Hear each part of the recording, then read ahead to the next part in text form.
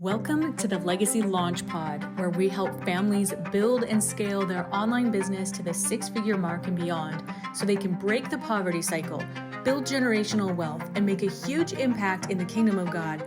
It all starts right here.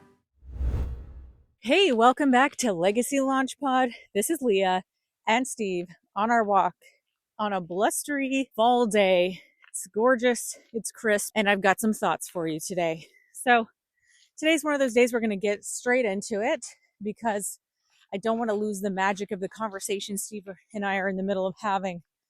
And that is the topic of how to choose a coaching program in a sea of coaching programs. How do you know who's the right person to go to and invest into yourself when there's so many people out there claiming these big results, and it's quite overwhelming, frankly, and it's hard to know who to choose. And so I've been there. I've been in your shoes. I have been around the block a few times in this exact thing, and I want to let you know my methodology for how I have chosen my coaches. So let's get into it. Recently, I was talking to somebody in the DMs, and she was saying, yeah, I'm actually really interested in joining Legacy LaunchPad, but I'm weighing my options between your program and another one. And she gave me a few reasons and I thought, this is great, content for me to share with you guys because this is common, right? Like, these are things that a lot of people think about.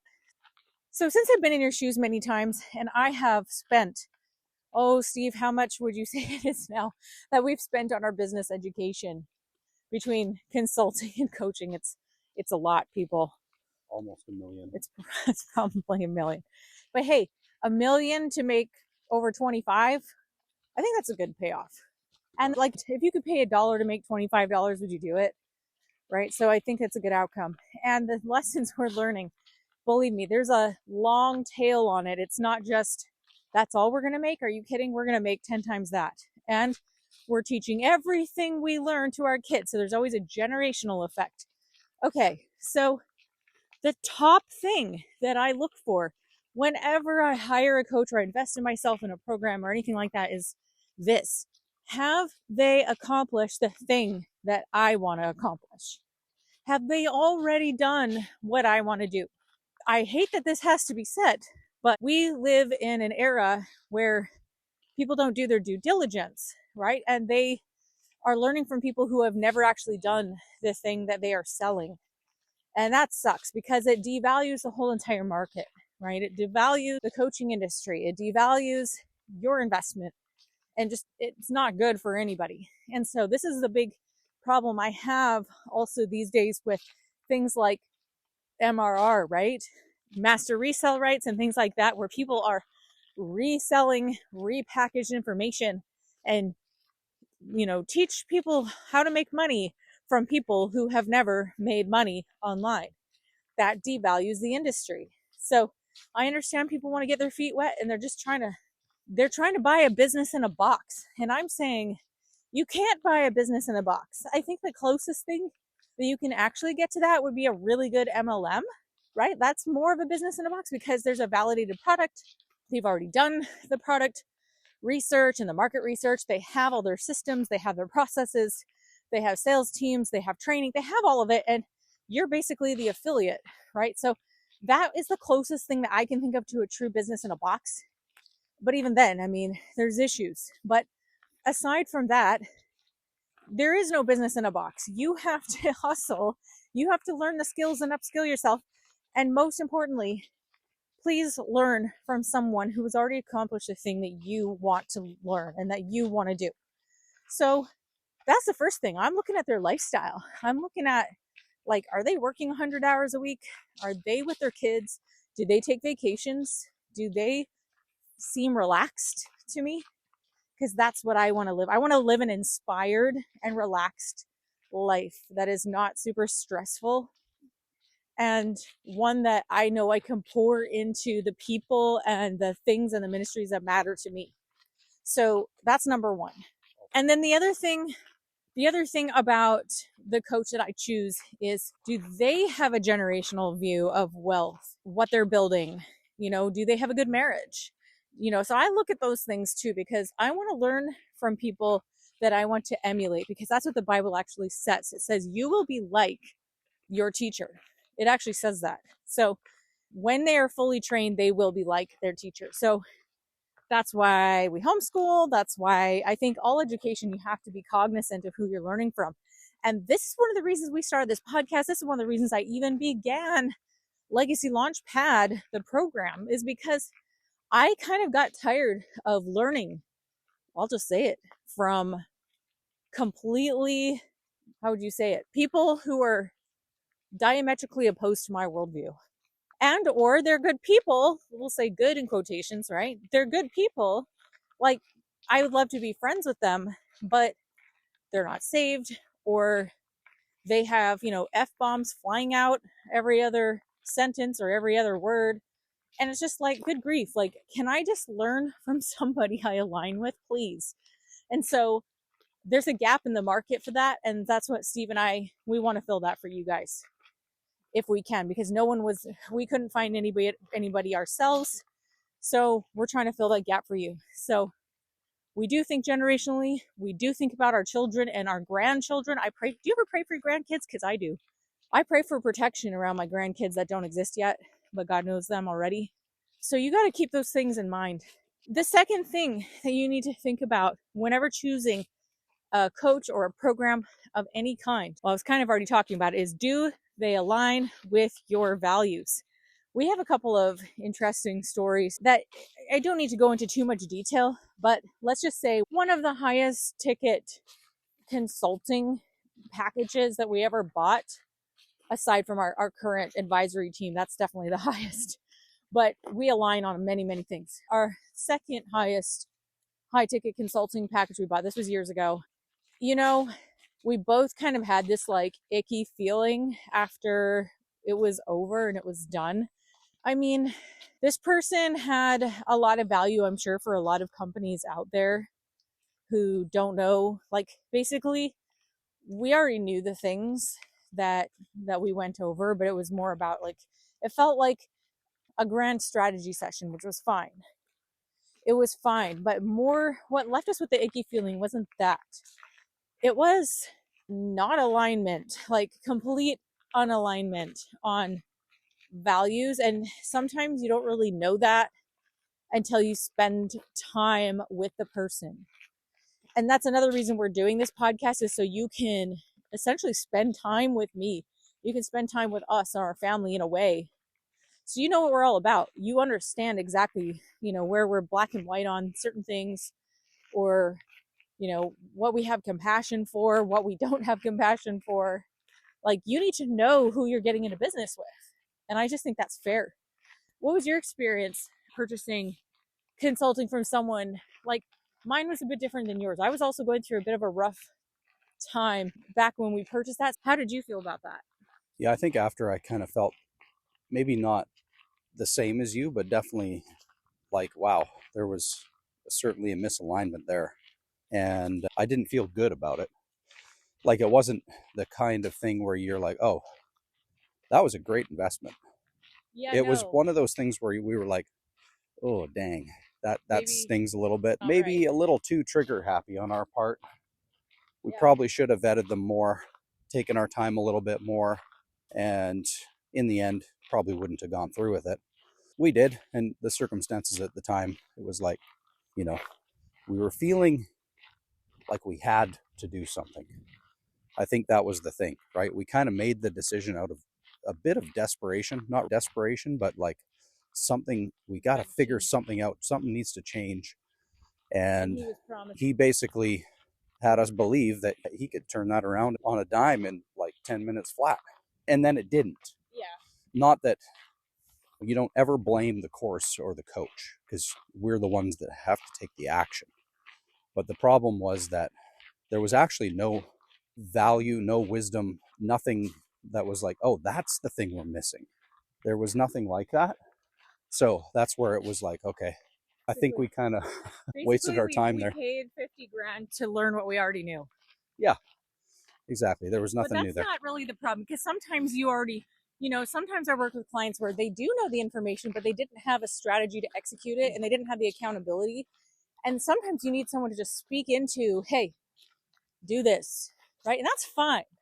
So that even that wasn't really the issue. So that's right, because that's what I was trying to get to earlier. It's like, you don't blame the coach or the program. The problem wasn't that he didn't tell us anything new. The problem is that what he told us about what we knew, there was nothing transformative about it. So it was like, if somebody says, oh, I know that stuff. Oh, do you?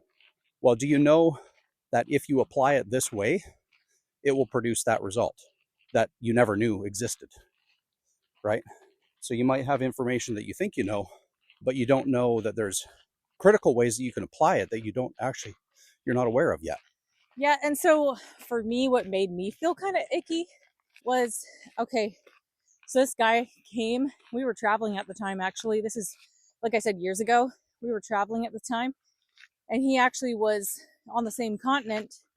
So he flew over to the Airbnb we were staying at, and we did like a 2-day intensive, something like that. And he just stayed at another place nearby. So we did like an intensive, at the place, and then had dinners together and that kind of thing. So it was a nice overall experience. Nothing wrong with it at all. He was cool with our kids, all of that. All that was good. The weird part for me was to do with just the worldview, where he was coming from. And this is where I truly believe the gap comes in. And like, Steve and I are not the be all. You guys are going to hear us. We'll talk about our screw ups. We will talk about how we are sinners and have not figured it all out. Oh my gosh. But there is a huge difference between worldly wisdom and heavenly wisdom. There is worldly wisdom. There's business wisdom that works to a degree, and then it hits a brick wall. And so just to this day, I mean, there are people we work with that have incredible worldly wisdom, but it reaches a limit, and you can see it. You can see where it ends. And heavenly wisdom that comes straight from heaven, straight from God, it has no bounds, and it's so profound, and it transcends human understanding.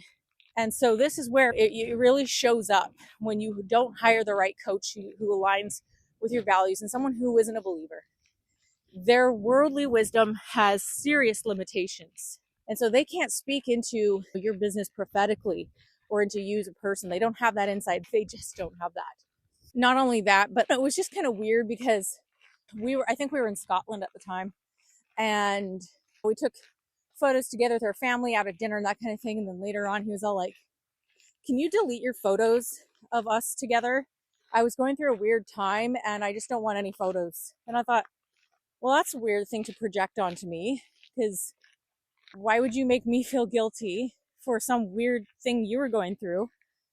Those are my memories with my family, with my consulting experience. I felt like he projected a bunch of like something like guilty and something sinful, suspicious, sinful, and like something tainted, but he projected it onto me and asked me to delete my photos. Like, not like we weren't doing like, a photo shoot or anything. It was just like a random selfie here and there. And I just thought that was so weird.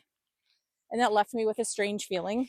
And I just thought, like, why wouldn't we want to remember, like, if you value, and if you value your services, why wouldn't you want us to remember that? But I realized it had nothing to do with us. He obviously was going through something weird, but out of the same mouth. I mean, he's like, okay, he really has helped businesses do 8-9 figures. And at the same time, he's one of these gurus that does like, micro doses of LSD and weird stuff, So if this sounds strange to you, there is a whole world in the online marketing, online business space of marketing people, business people, gurus out there. And it's like they think they've reached this new enlightenment. And like, it's so clear as day to me that they are missing something in their spiritual life. And they know that they are. So they go spend time out in the desert and do these weird, mushrooms and all this stuff, ayahuasca and this and that. And, they hire these shamans and they do all this witchcraft and all this crazy stuff. hoping to get enlightenment and healing from their traumas and healing from their past and healing this and healing that. And we've kind of created this whole narrative around how you can't be a whole human if everything's a trauma and everything is something you need to be healed from. And if you don't get healed from it completely, then you're not going to make as much money. It is such a sneaky trend and a sneaky lie that has crept its way into. I mean, I've heard some pretty crazy stuff about some of these retreats as well in the online business space, like almost cultic, ritualistic, and dare I say, possibly satanic stuff.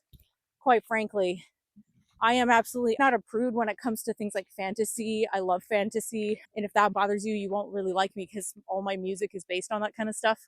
You know, Narnia, Tolkien, all of that stuff. It's all got magic and wizards and wands and stuff in it. But listen, this is the difference between worldly wisdom and heavenly wisdom. There's discernment, people. There's a difference between good and evil. And so I'm saying I have noticed they are the craziest things that I see. And there's no real good Christian leaders with true discernment and true wisdom in the business realm, teaching other entrepreneurs that now maybe they exist, but I just don't know them. Or I would have hired them already.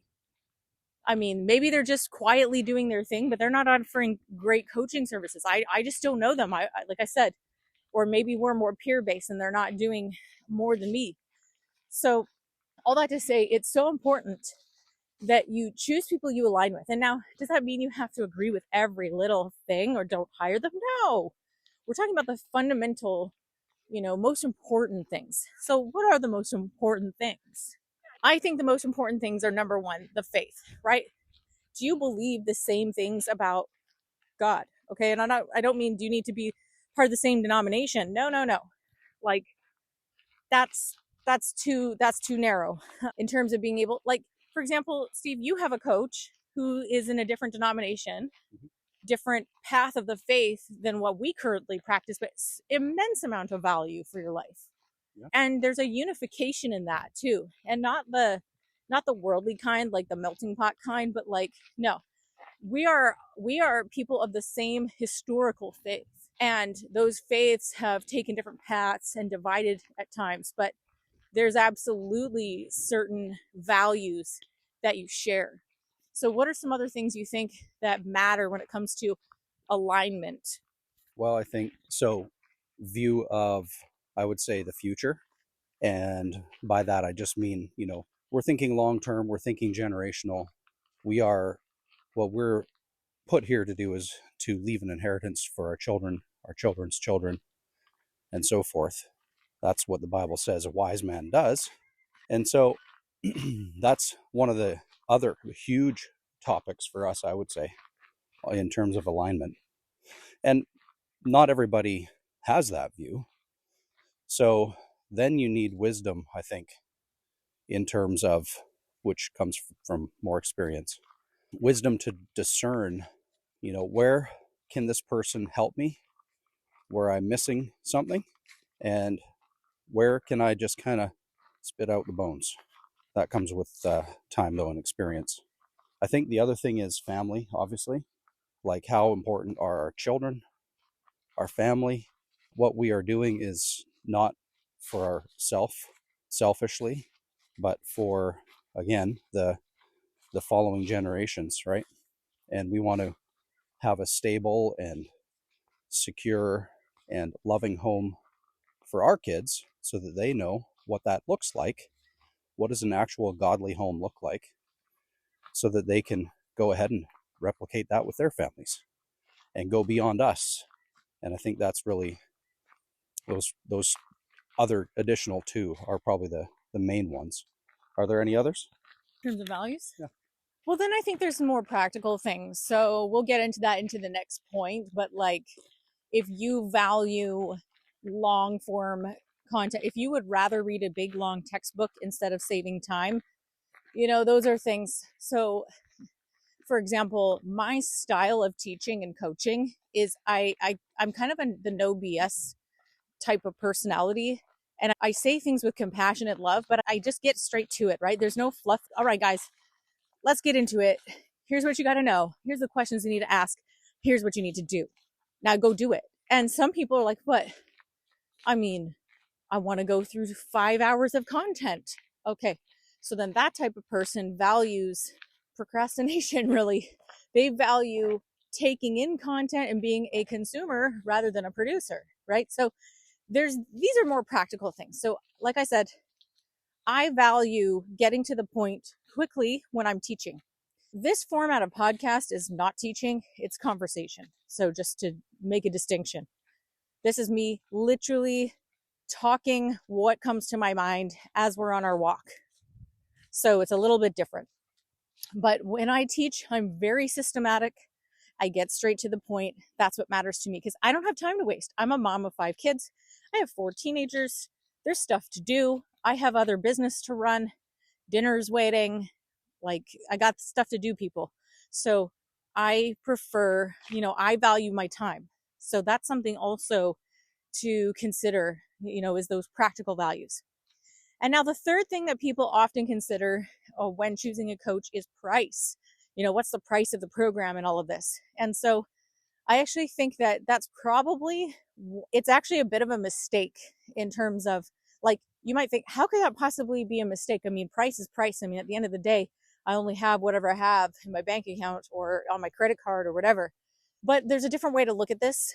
And number one is you've got to look at investing with your business hat on and not with your consumer hat.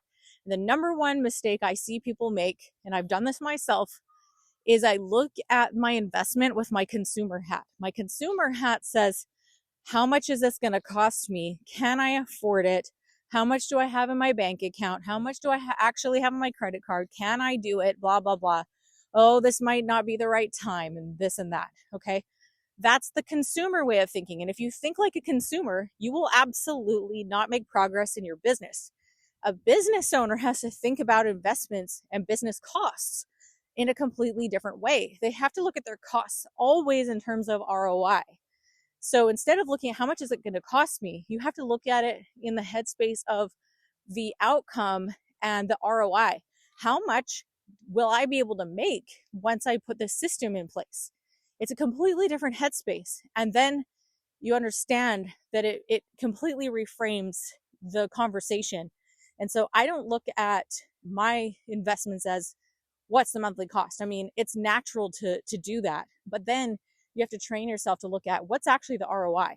So as an example, I have a coach right now that I decide to, turn things up a notch in my coaching business. And I paid somewhere around 25 grand for a year.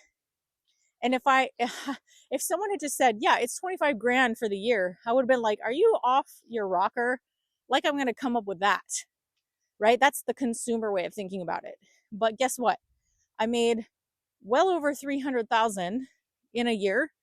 And I'd say that's a pretty good trade-off, I mean, and that's just cash collected.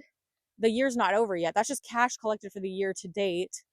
And it's about double that with accounts receivable, right? So, if it's between 5 and 600,000 and I paid 25 to make that 500 or 600,000, is that a good investment? What are your thoughts on this whole, I got to look at the price thing? Yeah, no, it's basically like you said. You can go, the consumer goes into a store for a pair of shoes and it goes, this one is $10 cheaper. I think I'll get that one. Right. Oh. Yeah, let me compare okay. those shoes. If that's how you think about your business, you're not going to be in business long. If that's how you think of choosing a coach, if that's how you think about your business costs, if that's how you go about making decisions is with a consumer mindset, just like that, then you won't be in business long, guaranteed. The business owner goes, like Leah says, here's my investment. What is the outcome? If I invest, let's say 10,000, what is the outcome that this is going to produce? It's always on you, by the way, or your team, if other people are implementing. But then to go beyond that, most people would just stop there. Okay, so if I spend 10,000, I'll make, let's say, 200,000 if I apply these things. Okay, that's on a one-time basis. But generally, when you invest in your business, there is a perpetual ROI attached to that thing.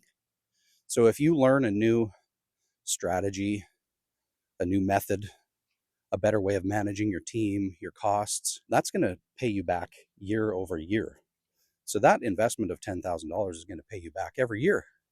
That's a huge ROI. And that's how a business owner thinks. Yeah, good thought. So, to summarize this, I think there's a lot more, but this is long enough for now. To summarize, has the coach already done or accomplished the thing you're looking to do? Do they align with your values on the core important principles that you have?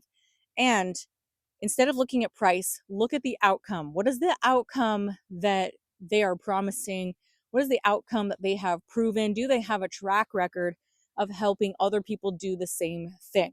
Those are the three most important things you should consider when considering a coach or a program. So with that said, if this resonated with you and you've already decided, yeah, I want to learn more about Leah's Legacy LaunchPad program and what it could do for my business, I invite you to reach out to me. on Instagram. You can type in the word podcast and we'll have a conversation and I will help you figure out if it's the right program for you, if it's the right time, if I can actually help you. It would be my honor to help you get your business to the 6-figure mark and even 7-figure mark. With that said, we'll see you next time. Hey, thanks so much for tuning in today. Don't leave just yet. I've got 2 things. Number 1, if you enjoyed this content, if this was of any value to you, please leave me a review and share with a friend. This content is 100% free, so that's like leaving me a tip and it's going to encourage us to keep making it. Number 2, if it's your desire to build your own family legacy and you want some help, send me a DM on Instagram with the word podcast and I've got something special for you. Again, DM me with the word podcast at Real Leah McHenry on Instagram. We'll see you next time.